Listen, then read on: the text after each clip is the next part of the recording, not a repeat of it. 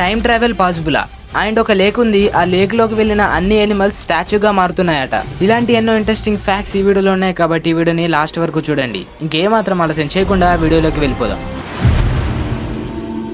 అసలు time travel పాసిబులా లేక ఇంపాసిబులా? Time travel మనం రెండు విధాలుగా చేయొచ్చు. ఒకటి ఫ్యూచర్ లోకి వెళ్ళొచ్చు, మరొకటి మనం పాస్ట్ లోకి వెళ్ళొచ్చు. As per Einstein's general theory of relativity ప్రకారం మనం ఫ్యూచర్ లోకి టైం ట్రావెల్ చేయొచ్చు, కానీ పాస్ట్ లోకి టైం ట్రావెల్ చేయలేం. ఎందుకంటే ఈ ఒక ఎగ్జాంపుల్ వినండి. ఉదాహరణకు ఒక వ్యక్తి టైం మిషన్ ద్వారా పాస్ట్ లోకి వెళ్ళాడు అనుకోండి. ఎంత పాస్ట్ లోకి అంటే అతడి తాత చిన్నతనంలోకి అనుకోండి. అతని తాత చిన్నతనంలోకి అంటే ఇంకా అతని తండ్రి పుట్టి ఉండడు. అప్పుడు ఆ వ్యక్తి అతని తాతను చంపేశాడని అనుకోండి, అంటే అప్పుడు అతని తండ్రి కూడా పుట్టడు. మరి టైం మిషన్ లో పాస్ట్ లోకి వెళ్ళిన వ్యక్తి ఎలా ఎగ్జిస్ట్ అవుతాడు?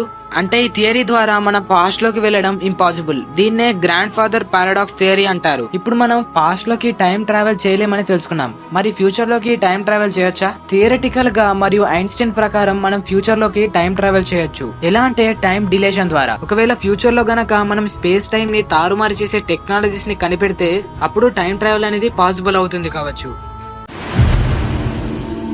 చాలా మంది పేరెంట్స్ ఏమంటారంటే నైట్ టైం లో చెట్లని ముట్టుకోవద్దని అంటారు. దీని వెనక దాగి ఉన్న రీజన్ ఏంటో తెలుసా? నిజానికి చెట్లు డే టైం లో కార్బన్ డైఆక్సైడ్ ని పీల్చుకొని ఆక్సిజన్ ని బయటికి వదులుతాయి. ఈ ప్రాసెస్ నే ఫోటోసింథసిస్ అని అంటారు. అంటే ప్లాంట్స్ సన్ లైట్ లో ఉన్నప్పుడు ఫోటోసింథసిస్ ప్రాసెస్ జరుగుతుంది. ఎప్పుడైతే నైట్ అవుతుందో అప్పుడు సన్ లైట్ అనేది చెట్ల మీద పడదు. అలా పడకపోవడం వల్ల అప్పుడు ఫోటోసింథసిస్ ప్రాసెస్ అనేది ఆగిపోతుంది. అంటే రాత్రి సమయంలో చెట్లలో రెస్పిరేషన్ ప్రాసెస్ జరుగుతుంది. అంటే ఈ ప్రాసెస్ లో చెట్లు కూడా మనుషుల లాగానే ఆక్సిజన్ ని అబ్జర్వ్ చేసుకుని కార్బన్ డైఆక్సైడ్ ని రిలీజ్ చేస్తాయి. ఇప్పుడు మీకు డౌట్ రావచ్చు, అలా పీల్చుకోవడం వల్ల ఆక్సిజన్ పర్సెంటేజ్ అనేది అట్మాస్ఫియర్ లో తగ్గిపోదా అని. కానీ యాక్చువల్లీ చెట్లు నైట్ టైం లో చాలా అంటే చాలా తక్కువ ఆక్సిజన్ ని పీల్చుకొని చాలా తక్కువ కార్బన్ డైఆక్సైడ్ ని రిలీజ్ చేస్తాయి. అలా నైట్ టైం లో చెట్లు కార్బన్ డైఆక్సైడ్ ని రిలీజ్ చేస్తాయి కాబట్టి మనం చెట్ల దగ్గరికి వెళ్ళినప్పుడు మనం బ్రీత్ చేసుకోవడానికి కొంచెం డిఫికల్ట్ గా అనిపిస్తుంది. మరియు నైట్ టైం లో చెట్ల మీద పెస్ట్ మరియు మైక్రో ఆర్గానిజమ్స్ యాక్టివ్ గా ఉంటాయి. అందుకే మనం నైట్ టైం లో చెట్లను ముట్టుకోవడం కొంచెం హార్మ్ఫులే.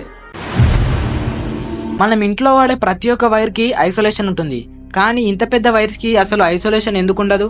ఎందుకంటే ఈ వైర్స్ ఎక్కువ వోల్టేజ్ ని ట్రాన్స్మిట్ చేస్తాయి కాబట్టి ఎక్కువ హీట్ కూడా ప్రొడ్యూస్ అవుతుంది. మరి అంత హీట్ తట్టుకునే ఐసోలేషన్ కవర్ ని తయారు చేయాలంటే చాలా అంటే చాలా కాస్ట్ అవుతుంది. మరియు ఇవి చాలా ఎత్తులో ఉంటాయి కాబట్టి వీటిని ఐసోలేషన్ చేయకపోవడం వల్ల ఎవరికి హాని కాదు. మరియు వీటికి ఎటువంటి ఐసోలేషన్ లేకపోవడం వల్ల అవి ఎయిర్ తో డైరెక్ట్ గా కాంటాక్ట్ అయి కూల్ గా అవుతాయి. ఇప్పుడు మీరు చూస్తున్న మెటీరియల్ పేరు ఏరోజెల్. ఇది మన ప్రపంచంలోనే లైటెస్ట్ మెటీరియల్. ఇది 99% గాలితోనే తయారు చేయబడింది. మరియు ఈ మెటీరియల్ స్టీల్ కన్నా 150 టైమ్స్ స్ట్రాంగ్ గా ఉంటుంది. ఈ మెటీరియల్ ఎంత లైటెస్ట్ అంటే ఒకవేళ ఈ మెటీరియల్ ని మనం వెయిట్ మిషన్ పై పెడితే ఆ వెయిట్ మిషన్ ఈ మెటీరియల్ యొక్క వెయిట్ ని అసలు డిటెక్ట్ చేయలేదు. మరియు ఈ మెటీరియల్ ఏం చేస్తుందంటే సీ వాటర్ ని డ్రింకింగ్ వాటర్ గా కన్వర్ట్ చేస్తుంది. మరియు ఇది 800 డిగ్రీ సెల్సియస్ టెంపరేచర్ ని కూడా తట్టుకుంటుంది. అందుకే ఈ ఏరోజెల్ ని రాకెట్స్ లో కూడా వాడుతారు. మరియు ఇది ఎకో ఫ్రెండ్లీ, అంటే ఈ మెటీరియల్ ద్వారా మన ఎకో సిస్టమ్ కి ఎటువంటి హాని ఉండదు. దీనికి ఇన్ని స్పెసిఫికేషన్స్ ఉన్నాయి కాబట్టి ఈ మెటీరియల్ చాలా ఎక్స్పెన్సివ్. ఇది ఎంత ఎక్స్పెన్సివ్ అంటే 1 kg ఆఫ్ ఏరోజెల్ దాదాపుగా $83,000 వర్త్ ఉంటుంది. అసలు మనం ఫాస్ట్ గా నడిచినా మరియు పరిగెత్తినా మనకి కడుపు ఎందుకు నొస్తుంది? దీని వెనక కొన్ని సింపుల్ రీజన్స్ అయితే ఉన్నాయి. అవేంటో ఇప్పుడు తెలుసుకుందాం. మనం పరిగెత్తినప్పుడు లేదా మనం ఫాస్ట్ గా నడిచినప్పుడు మన బాడీ అనేది టోటల్ గా షేక్ అయిపోతుంది. అలా మన బాడీ షేక్ అవడం వల్ల మన బాడీలో ఉన్న ఫుడ్ మరియు వాటర్ కూడా డిస్టర్బ్ అవుతాయి. అలా అవ్వడం వల్ల మనం డిస్కంఫర్ట్ గా ఫీల్ అవుతాం. మనం ఫాస్ట్ గా పరిగెత్తినప్పుడు మన బాడీలోని బ్లడ్ అనేది స్టమక్ కన్నా ఎక్కువ మజిల్స్ కే సెండ్ అవుతుంది. ఇలా అవ్వడం వల్ల కూడా మనకి స్టమక్ పెయిన్ వస్తుంది. అంతేకాకుండా డిహైడ్రేషన్, స్ట్రెస్ మరియు డైజెషన్ స్లో అవడం వల్ల కూడా మనకి స్టమక్ పెయిన్ వస్తుంది. ఆఫ్రికాలో ఒక లేక్ ఉంది. ఆ లేక్ పేరు లేక్ నాట్రోన్. నార్మల్ గా మనం చూసే లేక్స్ యొక్క pH వాల్యూ ఎంత ఉంటుందంటే 6.5 to 8.5 ఉంటుంది. pH వాల్యూ అంటే ఏంటంటే ఆ లిక్విడ్ అనేది యాసిడా లేక బేసా అని చెప్పేదే pH వాల్యూ. ఉదాహరణకు ఏదైనా ఒక సబ్స్టాన్స్ యొక్క pH వాల్యూ అనేది 0 నుంచి 6 వరకు ఉంటే అది యాసిడ్ సబ్స్టాన్స్ అవుతుంది. ఒకవేళ pH వాల్యూ అనేది 8 నుంచి 14 వరకు ఉంటే అది బేసిక్ సబ్స్టాన్స్ అవుతుంది. మరియు pH వాల్యూ 7 ఉంటే అది న్యూట్రల్ సబ్స్టాన్స్. ఇప్పుడు పాయింట్ కి వద్దాం. ఒక లేక్ గురించి అనుకున్నాం కదా, నాట్రోన్ లేక్ అని. ఈ లేక్ యొక్క pH వాల్యూ నియర్లీ 10.5 ఉంటుంది. అందుకే ఇందులో చనిపోయిన ఎనిమల్స్ అన్ని స్టాచ్యూగా మారుతాయట. ఈ స్టాచ్యూగా మారే ప్రాసెస్ నే క్యాల్సిఫికేషన్ అంటారు. మరి ఈ లేక్ లో అంత pH వాల్యూ ఎందుకుందంటే అందులో ఉన్న కొన్ని మైక్రో ఆర్గానిజమ్స్ ద్వారా మరియు వాటర్ లో ఉన్న కొన్ని మినరల్స్ ద్వారా ఈ లేక్ అంత pH వాల్యూతో ఉంది. అండ్ ఇది మన ప్రపంచంలోనే ఒక యూనిక్ అండ్ రేర్ లేక్. మీరెప్పుడైనా నడిచే చెట్టు గురించి విన్నారా? ఈ చెట్టు పేరు సాక్రోటియా ఎగ్జోరైజా మరియు ఈ చెట్టుని వాకింగ్ పామ్ ట్రీ అని కూడా అంటారు. అయితే ఈ చెట్టు దాదాపుగా రోజుకి 2 నుంచి 3 సెంటీమీటర్లు నడుస్తుందట.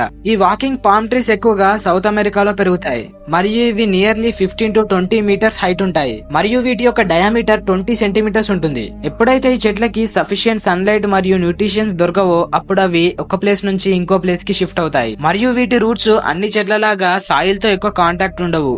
అందుకే ఈ చెట్లు ఒక ప్లేస్ నుంచి ఇంకో ప్లేస్ కి ఈజీగా ట్రావెల్ అవుతాయి. మరియు ఈ వాకింగ్ పామ్ ట్రీస్ వాటంతటా అవి మూవ్ కాలేవు. ఎప్పుడైతే ఎక్కువ విండ్ వస్తుందో అప్పుడు అవి మూవ్ కాగలవు. వాల్కెనోస్ నుంచి లావా అనేది రెడ్ గా మరియు హై టెంపరేచర్స్ తో బయటికి వస్తుంది. ఈ విషయం మనకు తెలిసిందే. కానీ ఒక వాల్కెనో ఉంది, ఆ వాల్కెనో నుంచి బ్లూ లావా బయటికి వస్తుందట. ఈ వాల్కెనో పేరు కవా ఇజిన్ వాల్కెనో. ఇది ఇండోనేషియాలో ఉంది. మరి ఈ వాల్కెనో బ్లూ కలర్ లో ఎందుకు కనిపిస్తుందంటే అందులో జరిగే కొన్ని కెమికల్ రియాక్షన్స్ ద్వారా. ఈ వాల్కెనోలోని లావాలో ఎక్కువగా కాపర్ అండ్ సల్ఫర్ ఉంటుంది. ఈ కాంపోనెంట్స్ అంటే సల్ఫర్ మరియు కాపర్ ఎక్కువ హీట్ అవడం వల్ల లావా అనేది బ్లూ కలర్ లో కనిపిస్తుంది. మరియు ఈ లావా అప్రాక్సిమేట్లీ 600 డిగ్రీ సెల్సియస్ వేడి ఉంటుంది. అసలు మనం ఎందుకు పడుకోవాలి? పడుకోవడం వల్ల మన బాడీకి యూజ్ ఏంటి? మనం ఆల్రెడీ ఒక వీడియోలో మనం ఒక్కరోజు పడుకోపోతే మన బాడీకి జరిగే డిసడ్వాంటేజెస్ ఏంటియో ఆ వీడియోలో తెలుసుకున్నాం. మరి ఇప్పుడు ఈ వీడియోలో ఏంటంటే మనం పడుకోవడం వల్ల మన బాడీకి బెనిఫిట్ ఏంటి? ఒక్క బెనిఫిట్ కాదు, మనం పడుకోవడం వల్ల చాలా బెనిఫిట్స్ ఉన్నాయి. మనం పడుకోవడం అనేది మన బాడీకి రీసెట్ బటన్ లాగా. అంటే మనం పడుకున్నప్పుడు మన బాడీలో డ్యామేజ్ అయిన సెల్స్ అన్ని రిపేర్ అవుతాయి. మనం పడుకోవడం వల్ల ఆ రోజు జరిగిన విషయాలన్నీ మనకు గుర్తుండడానికి సహాయపడుతుంది మరియు మన ఎనర్జీ కూడా రీఛార్జ్ అవుతుంది. ఈ ఫ్యాక్ట్ లాస్ట్ ఫ్యాక్ట్ తో ఇంక్లూడ్ అయి ఉంటుంది. ఏంటంటే మనం పడుకున్నప్పుడు మనకి ఏదైనా స్మెల్ వస్తుందా మరియు మనకి స్పర్శ అనేది ఉంటుందా? మనం పడుకున్నప్పుడు మన బ్రెయిన్ మన ముక్కులో నుంచి వచ్చే ఎటువంటి స్మెల్ అయినా ప్రాసెస్ చేయదు. అందువల్ల మనం పడుకున్నప్పుడు మనం ఎటువంటి స్మెల్ ని రికగ్నైజ్ చేయలేం. మరియు మనం పడుకున్నప్పుడు మన బ్రెయిన్ టచ్ సెన్సిటివిటీని తగ్గిస్తుంది. అలా తగ్గించడం వల్ల మనం చాలా అంటే చాలా తక్కువ స్పర్శను ఫీల్ అవుతాం. అంటే మనం పడుకున్నప్పుడు మన బ్రెయిన్ మన బాడీలోని యాక్టివిటీస్ కే ఎక్కువ ప్రియారిటీ ఇస్తుంది. ఈ వీడియోకి ఇంతే ఫ్రెండ్స్. ఈ వీడియో కనుక మీకు నచ్చితే వీడియోని లైక్ చేసి మన ఛానల్ కి సబ్స్క్రైబ్ అవ్వండి.